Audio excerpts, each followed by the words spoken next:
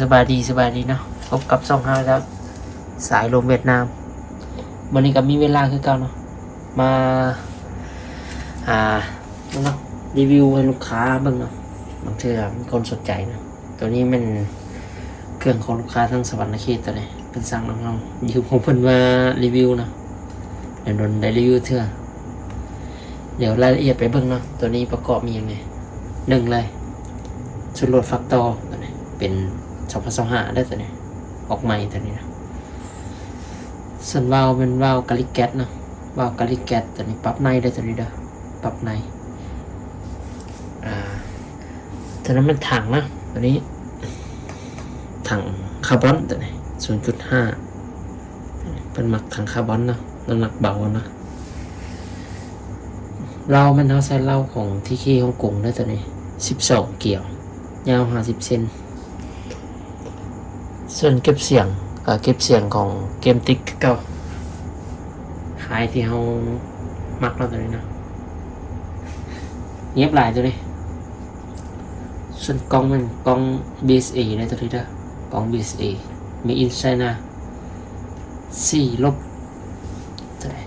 4 ลบ 14x44ตัวนี้นะบุมีไฟในเลนราคากับพอดีไซส์เนาะตัวนี้เส้นเล็งเป็นเส้นเล็งตัวเล็กงามเลย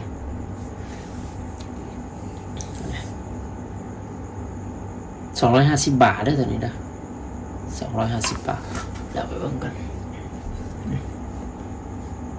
เห็นปะท้ายเป็นท้ายพับเนาะพับได้แต่ข้างหลังยังมีโลโซน้อยๆพับแล้วท้ายตัวนี้จะตั้งหูนะตัวนี้จะบ่มสามารถลุกเข้าได้คือตัวเราขายที่ผ่านมานะตัวนี้มันเซฟตี้นะเซฟตี้เป็นเอาสากแล้วเอาเซฟตี้ไว้เนาะมายิงได้ตัวนี้จะตั้งมูลนะจะบ่มีลุดคอนข้างนี้เด้อตัวนี้เด้อเอาลุดคอนข้างนี้แล้วสากขึ้นแล้วก็เอายิงตัวนี้ค่อยปล่อยลงมาทีละคนก็ได้ตัวนี้งามเนาะ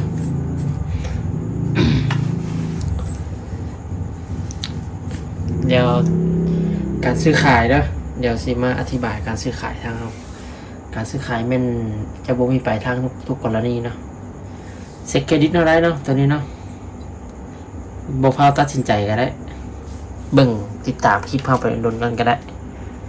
สำคัญอะไรจะให้เซ็กเครดิตก่อนนะก่อนซื้องานได้ก็ได้โซนนี้โจทย์มันหลายโซนนี้ใครสนใจก็สามารถติดต่อได้เด้อเบอร์เขาจะเอาขึ้นทั้งในหน้าจอนี้เลยขอขอบใจหลายที่ติดตามผลงานเราเดี๋ยวนี้เราจะมาผลิตผลงานลงมาเรื่อยๆเด้อขอบใจ